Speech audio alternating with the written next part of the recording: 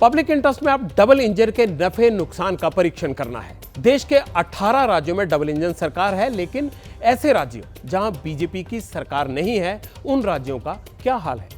इन राज्यों की लड़ाइयां कोर्ट की दहलीज तक क्यों पहुंच रही हैं? देश की राजधानी से चला विकास गैर बीजेपी शासित राज्यों को क्यों नहीं मिलता? कई राज्य अपना दुखड़ा कोर्ट के सामने रोने को क्यों मजबूर हैं? और सबसे बड़ा सवाल तो यह है कि केंद्र राज्य की लड़ाई में वोटर कितना बेहाल है। सब बताऊंगा आपको, लेकिन पहले आज केजरीवाल की गिरफ्तारी के मामले में दिल्ली हाईकोर्ट ने क्या कहा वो जान लीजिए, क्योंकि केंद्र राज्य की लड़ाई का एपिसेंटर फिलहाल दिल्ली ही है। दिल्ली हाईकोर्ट ने सीएम केजरीवाल को आज कोई राहत नहीं दी। हाईकोर्ट में केजरीवाल ईडी से हार गए।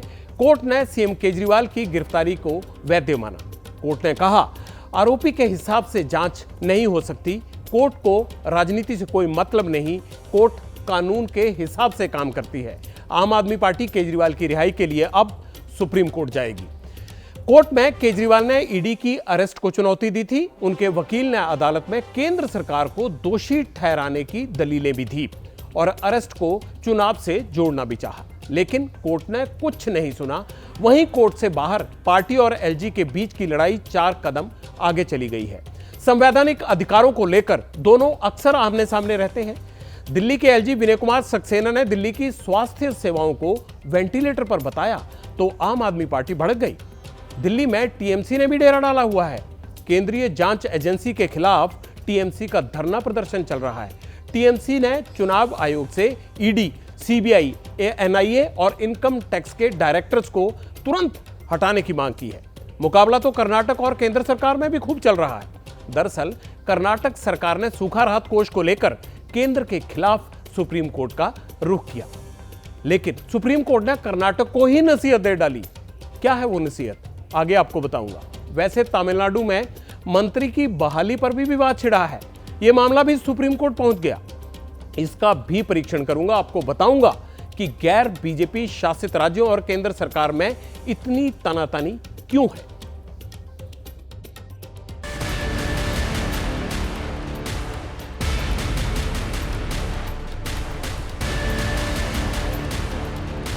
एक बात बताइए, एलजी साहब मुझे बुला रहे हैं, उनके यहाँ से फ़ोन आ रहा है कि आप आइए। मैंने लिखा, मेरे पास व्हाट्सएप है, क्या एजेंडा है? एजेंडा नहीं बताया। ऐसी क्या मुलाकात करना चाहते हैं एलजी साहब मुझसे बिना एजेंडे के? आप अगर ऐसा चाहते हैं कि सारे पहलवानों को पकड़ के आप जेल में डाल दो और अकेले या अखाड़े में कूदते रहो, कहोगे भैया हम जीत गए, हम जीत गए, हम जीत गए, तो ये क्या जीतना हुआ? जब तक अरविंद केजरीवाल जी हैं दिल्ली में कभी भी बीजेपी नहीं जीत सकती, मैं आपको बता रहा हूँ। नाटक करने की जरूरत नहीं है। दिल्ली की जनता सब समझती है। कौन आदमी सरकार चलाएगा ये दिल्ली की जनता तय करेगी। एलजी साहब को अगर सरकार चलाने का शौक है तो चुनाव लड़िए अरविंद केजरीवाल के सामने, जीत के आइए, सरकार चलाइए। पुलिस भारतीय जनता पार्टी के कहने पर अपोजिशन के लोगों को जेल में बंद करके चुनाव लड़ना चाहते हैं। आप देख रहे हैं किस तरह से उनको बंद किया गया है और उसे मिलने तक नहीं दिया जा रहा है। हमारे मांग पर, डिमांड पर धरना करने का भी हमारे हक है। शांतिपूर्ण धरना हम करेंगे। सारे देश भर के भ्रष्टाचारी भाजपा में शामिल हो रहे हैं, उनको सम्मानित किया जा रहा है और जो ईमानदार व्यक्ति दिल्ली के लोगों के लिए काम कर रहा है उसको उठा करके आपने जेल में डाल दिया है। ये अन्याय, एक देश में 2 कानून नहीं चलेगा। दिल्ली में आम आदमी पार्टी और एलजी की तनातनी का ताजा कारण है एलजी वीके सक्सेना द्वारा दिल्ली सरकार के मंत्रियों की बैठक बुलाना। मंत्री बैठक में नहीं पहुंचे तो एलजी साहब ने गृह मंत्रालय को चिट्ठी लिख दी और चिट्ठी में लिखा, असंवेदनशीलता और गंभीरता की कमी दिखाते हुए दिल्ली के मंत्रियों ने सीएम केजरीवाल की गिरफ्तारी के बाद अपने मंत्रालयों के कामकाज पर चर्चा के लिए उपराज्यपाल द्वारा बुलाई गई बैठक में भाग लेने से मना कर दिया। सूचना देने के बावजूद मंत्री सार्वजनिक मुद्दों के महत्व की अनदेखी कर रहे हैं। इसी मसले पर दिल्ली सरकार में मंत्री सौरभ भारद्वाज ने कहा, एलजी केजरीवाल के खिलाफ पहले चुनाव लड़े और फिर दिल्ली की सरकार चलाएं। सौरभ ने पूछा, एलजी किस हैसियत से कैबिनेट की मीटिंग बुलाते हैं? एलजी से आम आदमी पार्टी की लड़ाई हाईकोर्ट से लेकर सुप्रीम कोर्ट तक जारी है। दिल्ली जल बोर्ड के फंड रिलीज करने को लेकर मामला सुप्रीम कोर्ट में है। तो वहीं दिल्ली के संविदा कर्मचारियों को हटाने की लड़ाई दिल्ली हाईकोर्ट पहुंच चुकी है। एल्डरमैन की नियुक्ति को सुप्रीम कोर्ट में चुनौती दी गई है, तो बिना एलजी की इजाजत के दिल्ली जेल रूल्स जारी करने का मामला हाईकोर्ट में है। सड़क हादसे में पीड़ितों की मुफ्त इलाज उपलब्ध कराने की दिल्ली सरकार की फरिश्ते योजना का मामला भी सुप्रीम कोर्ट तक पहुंच गया है। दिल्ली हाईकोर्ट ने दिल्ली में घर बनाने के लिए पेड़ काटने पर भी रोक लगा दी। एलजी के अंडर बनी यमुना कमेटी का मामला भी सुप्रीम कोर्ट में है। दिल्ली एलजी ने राजनीतिक विज्ञापनों को सरकारी विज्ञापनों के रूप में प्रकाशित करने के आम आदमी पार्टी के 97 करोड़ रुपए की वसूली के आदेश दिए थे। ये मामला भी हाईकोर्ट में है। सरकारी केस के लिए वकीलों की नियुक्ति विवाद पर सरकार एलजी के खिलाफ सुप्रीम कोर्ट चली गई थी। Excise license case high court में है। दिल्ली के टीचर्स को ट्रेनिंग के लिए फिनलैंड भेजने का मामला भी सुप्रीम कोर्ट में है। डीसीपीसीआर फंड रोकने का केस भी हाई कोर्ट पहुंच चुका है। देखिए, अंबार लगा है कोर्ट में दोनों के झगड़े का। दरअसल कोर्ट में दिल्ली सरकार और एलजी की लड़ाई के पीछे की सबसे बड़ी वजह अधिकार क्षेत्र है। आम आदमी पार्टी का कहना है कि एलजी पहले नॉमिनल हेड थे। एलजी के पास केवल पुलिस, कानून व्यवस्था और जमीन के अधिकार थे, लेकिन साल 2023 में केंद्र सरकार ने जीएनसीटीडीसी एक्ट लेकर आई और इससे एलजी को फुल बॉस बना दिया। अब एलजी कहते हैं कि जो करो वो पहले पूछो। दूसरी तरफ एलजी का आरोप यह है कि दिल्ली अस्पतालों की हालत बेहद खराब है, मंत्री मीटिंग में आते नहीं हैं। तो सरकार का कहना है अगर हालात खराब हैं तो इसके लिए जिम्मेदार एलजी ही हैं, क्योंकि हर विभाग का प्रमुख ब्यूरोक्रेट सरकार की नहीं सुनता। एलजी कोई एक्शन भी नहीं लेते। दिलचस्प बात यह है कि जब दोनों के बीच लड़ाई होती है तो आम आदमी पार्टी कोर्ट जाती है, असेंबली में मुद्दा उठाती है या विवाद को मीडिया में लेकर आती है, तो दूसरी तरफ एलजी सीधे गृह मंत्रालय के पास चले जाते हैं या फिर मीडिया में ब्रीफ करते हैं। मतलब जनता से जुड़ा कोई भी मसला हो, हाईकोर्ट और सुप्रीम कोर्ट में जरूर पहुंच रहा है। इसका कारण क्या है? कारण यह है कि डबल इंजन की सरकार का साइड इफेक्ट है। केंद्र और राज्य की इस लड़ाई में सबसे ज्यादा नुकसान किसका होता है? जवाब के लिए पटियाल ने दिल्ली के पूर्व मुख्य सचिव उमेश सहगल और एडमिनिस्ट्रेटिव टसल पर संवैधानिक एक्सपर्ट पीडी थैंकपन से बात की। दिल्ली फुल स्टेट नहीं है। दिल्ली में एलजी का डिफरेंट रोल है। हाँ, बाकी गवर्नर्स का डिफरेंट रोल है। तो दिल्ली में डिस्प्यूट मैक्सिमम अभी इसी गवर्नमेंट के बाद आया है, ये जो प्रेजेंट सेटअप आई है। उससे पहले भी यही सेटअप चलती थी, कोई खास डिस्प्यूट नहीं आई थी। थोड़ा बहुत चलते रहता था, बट आपस ही में उसको संभाल लेते थे लोग। डिस्प्यूट जो आती हैं या तो गवर्नर के रोल पे आती हैं कि गवर्नर ने बिल क्यों रोक लिया, या वो आती हैं फाइनेंशियल इश्यूज़ पे कि आपने हमने पैसे नहीं दिए या ये नहीं किया वो नहीं किया। अब पैसों का जो डिस्ट्रीब्यूशन है वो फाइनेंस कमीशन एक बनाती है, कॉन्स्टिट्यूशनल है वो बॉडी। वो डिसाइड करती है कि किस तरीके से रिसोर्सेज शेयर होंगी सेंट्रल और स्टेट के बीच में। मगर अब ये पहली दफ़ा हुआ है कि एक पावरफुल स्ट्रॉन्ग सेंट्रल गवर्नमेंट आ गई है जिसमें एक पार्टी डोमिनेंट है, और स्टेट्स में कम से कम आधी ऐसी स्टेट्स हैं या आधी से कुछ कम या ज़्यादा स्टेट्स हैं जहाँ पे वो पार्टी पावर में नहीं है। तो सेंटर में और स्टेट्स में अलग पार्टी। स्टेट्स भी थोड़ी ज़्यादा कोर्ट पसंद हो गई हैं, कोर्ट्स में बहुत भागती हैं। स्पेशली दिल्ली तो आप देख लीजिए हर तीसरे इशू में कोर्ट पे गया हुआ है। गवर्नर का जो पोस्ट है, गवर्नर के जो पावर्स है, इसके बारे में कॉन्स्टिट्यूशन बहुत क्लियर है। गवर्नर का कोई ऐसा पावर नहीं है जो वो अपने आप या इंडिपेंडेंटली यूज़ कर सके। गवर्नर तभी एक्ट करेगा जब जो काउंसिल ऑफ मिनिस्टर्स है, मतलब कैबिनेट, उनको एडवाइस करेगा और उनके एडवाइस के मुताबिक ही गवर्नर को काम करना पड़ता है। यही हमारा कॉन्स्टिट्यूशन कहता है और यही बात सुप्रीम कोर्ट ने कई बार दोहराई है। दो सरकारों की लड़ाई अक्सर कोर्ट पहुंच जाती है, लेकिन इस सब के बीच पिसती है जनता। दिल्ली में भी ऐसा ही हो रहा है। दिल्ली एमसीडी के स्कूल में वहां पढ़ने वाले 8 साल के आदित्य का हाथ स्कूल में खेलते हुए टूट गया। स्कूल के टीचर आदित्य को लेकर पास के ही सरकारी स्कूल यानी अस्पताल में ले गए, वहां के जो बगल में था, लेकिन अस्पताल के जूनियर रेजिडेंट डॉक्टर ने इलाज करने से मना कर दिया। आदित्य के इलाज के लिए उसके माँ बाप को किस तरह की मानसिक प्रताड़ना झेलनी पड़ी, ये भी आप खुद ही सुन लीजिए।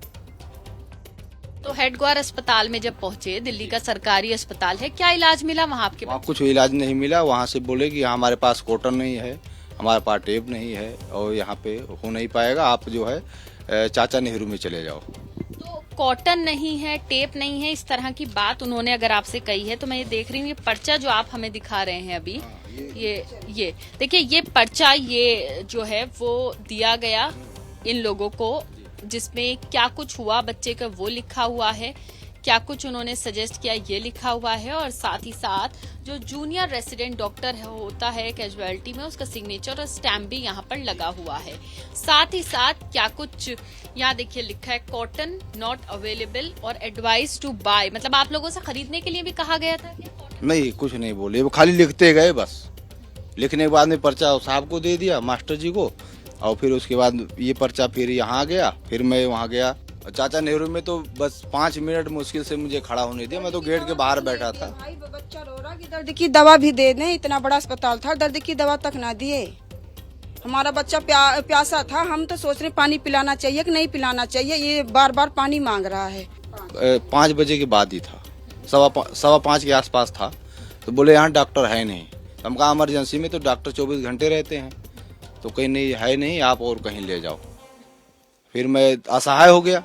प्राइवेट डॉक्टर के पास? हाँ, जब हमने पूछा अपनी मैम से, तो उन्होंने बताया कि अगर वहाँ नहीं इलाज हो रहा, बच्चे का हाथ टूटा, उसको लेकर इन जगह जाओ। उन्हें डॉक्टर का नाम बताया, एड्रेस दिया, फिर मैं वहाँ गई, फिर वहाँ हमारे बच्चों का इलाज चालू हुआ था। टोटल खर्चा प्राइवेट अस्पताल में बच्चे के फ्रैक्चर का जो इलाज हुआ उसमें कितना खर्चा आया? 13,000। वहाँ 12,000 लिया जी, और 1750 रुपए वहाँ लगे मेरे। दर्द की दवा और रुई तक नहीं है, कितना बुरा हाल है। दिल्ली के अस्पतालों की बदहाली एलजी और सरकार की लड़ाई का एक चेहरा है। सरकार कहती है कि अधिकारी नहीं सुनते, एलजी कहते हैं सरकार नहीं सुनती। लेकिन जिस वोटर ने वोट दिया है, जब उसको इलाज नहीं मिलता तो वो कहां जाए और किसको सुनाए? स्थिति गंभीर है, राजनीति भरपूर है। राज्य और केंद्र की लड़ाई सिर्फ दिल्ली तक ही सीमित नहीं है, तकरार पश्चिम बंगाल में भी तगड़ी है। इसे समझाने के लिए अब मैं आपको एक वीडियो दिखाना चाहता हूं। ये दिल्ली का वीडियो है। इलेक्शन कमीशन के बाहर टीएमसी के नेता धरने पर बैठे हैं। टीएमसी नेताओं ने चुनाव आयोग में ईडी, सीबीआई और एनआईए के डायरेक्टर्स को हटाने की मांग की है। दिल्ली में आम आदमी पार्टी भी टीएमसी का समर्थन कर रही है। दरअसल पिछले 4 महीनों में पश्चिम बंगाल सरकार और केंद्रीय एजेंसियों के बीच 2 बड़े विवाद चर्चा में रहे हैं। 5 अप्रैल को पश्चिम बंगाल में भूपति नगर में एनआईए टीम पर हमला हुआ था। वहीं इससे पहले 5 जनवरी को संदेश खाली में ईडी की टीम पर हमला हुआ था। भूपति नगर में एनआईए की टीम के सामने लोग लाठी डंडे लेकर अड़ गए। एनआईए ने जब आरोपियों को अपने कब्जे में लेने की कोशिश की तो लोगों ने उनका विरोध किया, गाड़ी पर पथराव हुआ। बंगाल की मुख्यमंत्री ममता बनर्जी ने कहा, एनआईए के अफसरों पर हमला नहीं हुआ, बल्कि उन्होंने ही महिलाओं पर हमला किया। एनआईए अफसरों ने रात में रेड क्यों की? क्या उनके पास पुलिस की परमिशन थी रेड करने के लिए? लोगों ने वैसे ही बर्ताव किया जैसा रात में किसी भी अनजान व्यक्ति के घर में घुसने पर किया जाता है। दक्षिण दिनाजपुर में ममता ने कहा कि एनआईए इलेक्शन से पहले लोगों को गिरफ्तार क्यों कर रही है? क्या बीजेपी को लगता है कि वे हर बूथ एजेंट को गिरफ्तार कर लेंगे? पटियाल का सवाल है यहाँ। केंद्र और राज्य के बीच इतनी लड़ाई हो क्यों रही है? क्या सेंटर स्टेट की लड़ाई के पीछे डबल इंजन का एक्सीडेंट है? मतलब जहां बीजेपी की सरकार नहीं है, वहां केंद्र की एजेंसी ज्यादा एक्टिव है। केंद्र और राज्य के बीच लड़ाई देश के सुप्रीम कोर्ट को भी खटक रही है। कर्नाटक के एक केस में सुप्रीम कोर्ट ने जो कहा वो आपको स्थिति की गंभीरता समझा देगा। कर्नाटक सूखा राहत कोष के लिए जब केंद्र के खिलाफ सुप्रीम कोर्ट आया तो कर्नाटक के बारे में सुप्रीम कोर्ट ने कहा दोनों पक्षों को एक दूसरे के खिलाफ होने से बचना चाहिए। केंद्र और राज्यों के बीच कोई प्रतियोगिता नहीं चल रही है कि आप ऐसा बिहेव कर रहे हैं। फटकार तो सुप्रीम कोर्ट ने तमिलनाडु के गवर्नर आरएन रवि को भी लगाई है। दरअसल सीएम स्टालिन की सिफारिश के बावजूद डीएमके के वरिष्ठ नेता पोनमुडी को राज्य मंत्रिमंडल में फिर से शामिल करने से तमिलनाडु के राज्यपाल ने इनकार कर दिया था। इस पर सुप्रीम कोर्ट ने गंभीर चिंता व्यक्त की और कहा राज्यपाल का व्यवहार चिंता का विषय है। आखिर गैर बीजेपी शासित राज्यों के साथ केंद्र का तालमेल क्यों नहीं बैठ पा रहा है? राज्य बार बार केंद्र के खिलाफ कोर्ट क्यों जा रहे हैं? ये जानने के लिए पटियाल ने वरिष्ठ वकील कृष्णाकांत शर्मा से बातचीत की। जब दोनों में डिस्प्यूट जब आता है तो जब तक डिस्प्यूट नहीं आएगा तब तक जुडिशरी का इन्वॉल्वमेंट नहीं होता है। और जब जुडिशरी का इन्वॉल्वमेंट जब आता है तो जो जुडिशरी का जो वर्डिक्ट जो पास की जाती है वो जो है वो केंद्र और राज्यों पे दोनों पे बाध्य होता है। आपने देखा होगा जहां पे सरकार दो अलग अलग चुनी हुई सरकार हो, राज्यों में जिसकी सरकार है वो केंद्र में उसकी सरकार नहीं है, तो यहाँ पे आपको ज़्यादा डिस्प्यूट आएगा। और वो डिस्प्यूट जब जुडिशरी के पास आता है तो जुडिशरी का जो फाइनल वर्डिक्ट है वो दोनों जगह पे मान्य होता है। इसीलिए कहा जाता है कि जुडिशरी भी एक कानून बनाने की मशीन है।